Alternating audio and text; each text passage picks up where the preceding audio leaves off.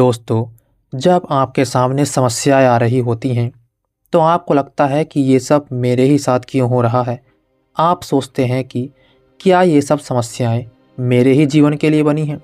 क्या मेरा जीवन इन समस्याओं से जूझते हुए ही बीत जाएगा, या मेरे जीवन में कुछ ऐसा होगा कि जिससे मुझको लगे कि हाँ, ये समस्याएं जो मेरे जीवन में हैं वो मेरे जीवन को और अधिक मजबूत बनाने तथा जीवन को और अधिक सुंदर बनाने के लिए प्रकृति ने भेजी हैं।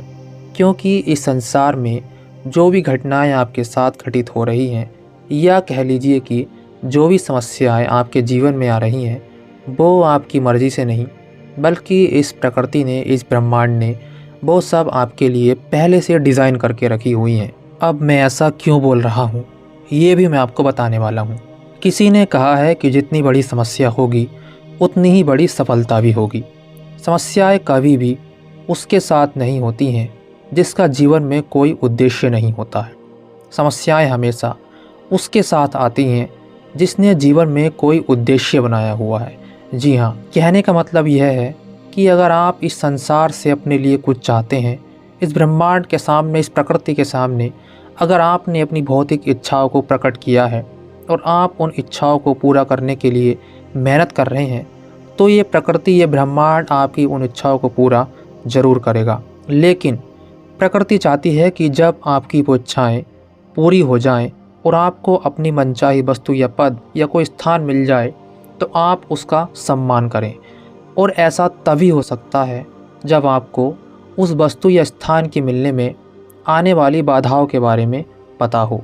आपको यह मालूम होना चाहिए कि जो भी मंजिल आज आपने हासिल की है, उस तक पहुंचने का रास्ता कितना कठिन था। अब क्योंकि आपको यह मालूम है कि जो आपने अपना उद्देश्य बनाया था वो आज पूरा हो चुका है, और आपको साथ ही साथ यह भी मालूम है कि उस उद्देश्य को पाने में आपने कितनी सारी समस्याओं का बोझ उठाया है, कितनी ही सारी बाधाएं आपने पार की हैं, तो ये प्रकृति, ये ब्रह्मांड आपसे यही तो चाहता है कि जब आप अपने उद्देश्य को या अपनी मंजिल को हासिल कर लें तो आप उसका सम्मान करें। ऐसा बिल्कुल नहीं लगना चाहिए कि ये सब तो मुझे बिना किसी मेहनत के ही मिल गया, और जो दूसरे लोग इसे पाने के लिए मेहनत कर रहे हैं वो सब मूर्ख हैं, पागल हैं, और आप होशियार हैं, चतुर हैं। क्योंकि जब कोई चीज़ किसी व्यक्ति को बिना संघर्ष या बिना मेहनत किए ही मिल जाती है तो वह व्यक्ति न तो उस चीज़ का सम्मान करता है और ना ही उसकी असली अहमियत को जान पाता है।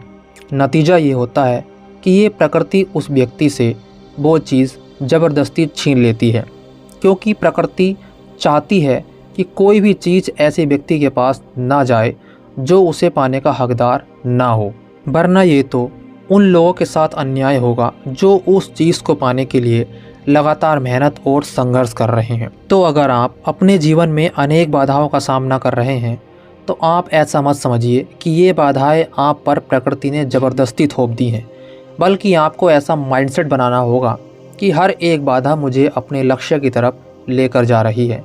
क्योंकि आपके साथ ये समस्याएं, ये परेशानियां इसलिए हैं क्योंकि आपने इस प्रकृति के सामने अपनी भौतिक इच्छाओं को प्रकट किया है। आप किसी चीज़ को पाना चाहते हैं, और जितनी बड़ी इच्छा आपने इस प्रकृति के सामने प्रकट की है, ये प्रकृति उतनी ही बड़ी समस्या आपके सामने लाकर खड़ी कर देगी। ये प्रकृति आपसे उतना ही बड़ा संघर्ष चाहती है, और आप अगर उन समस्याओं का सामना नहीं कर सकते और अगर आप संघर्ष करने से पीछे हट रहे हैं, तो फिर आप अपनी उन इच्छाओं को पूरा करने के भी प्रबल दावेदार नहीं माने जाएंगे। हम सब जानते हैं कि हर एक एक्शन का एक रिएक्शन ज़रूर होता है। तो अगर आपने अपने एक्शन में समस्याओं का और संघर्ष का सामना नहीं किया है तो फिर इस नेचर का जो रिएक्शन होगा वो भी ब्लैंक ही होगा, क्योंकि ये प्रकृति बिना कुछ करे किसी को कुछ नहीं देती है। इस प्रकृति के नियमों के अनुसार आपको चलना ही होगा। अगर आपको जीवन में कुछ बड़ा करना है तो उतनी ही बड़ी समस्याओं का सामना करना ही पड़ेगा।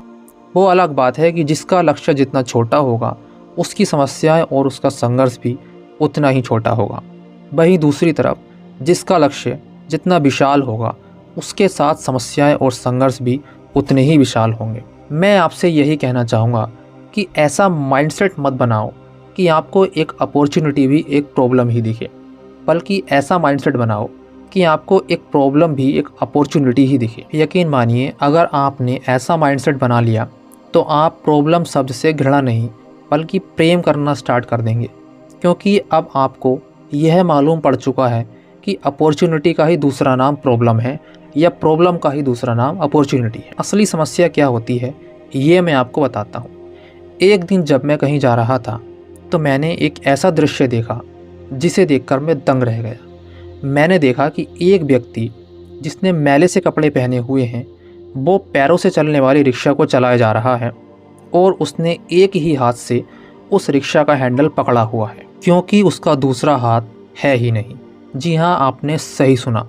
वो व्यक्ति 2 यात्रियों को रिक्शा में बैठाकर पैरों से लगातार पेडल मारते हुए एक ही हाथ से रिक्शा का हैंडल पकड़कर लगातार आगे बढ़ता हुआ चला जा रहा था। अब आप इमेजिन कीजिए कि यदि आपके साथ भी कोई ऐसी ही समस्या होती जैसे कि इस बेचारे रिक्शा वाले के साथ है, तो आपके जीवन में इससे बड़ी समस्या और क्या हो सकती थी। आपको इस बात को स्वीकार करना ही होगा कि समस्याएं उसके साथ भी हैं जिसके पास करोड़ों डॉलर्स हैं, और समस्याएं उसके साथ भी है जिसके पास कुछ नहीं है। लेकिन मैं यहाँ पर आपको एक बहुत ही इम्पोर्टेंट बात और बताने वाला हूँ, और वो ये है कि अगर आपका शरीर सही है, कहने का मतलब है कि अगर आप स्वस्थ हैं और आपके शरीर के सभी अंग सही से काम कर रहे हैं, तो फिर आप इस दुनिया के सबसे खुशनसीब इंसान हैं, क्योंकि आप इस संसार में कहीं पर भी जा सकते हैं।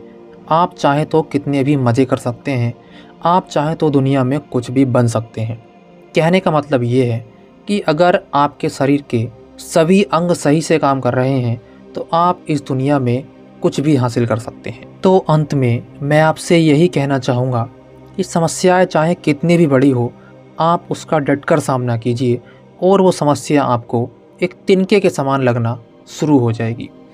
और आप अपनी सेहत का ख्याल रखिए। और अगर आपने अभी तक चैनल को सब्सक्राइब नहीं किया है तो प्लीज़ मेरी आपसे रिक्वेस्ट है कि आप चैनल को सब्सक्राइब ज़रूर कीजिएगा और वीडियो को भी लाइक ज़रूर कीजिएगा।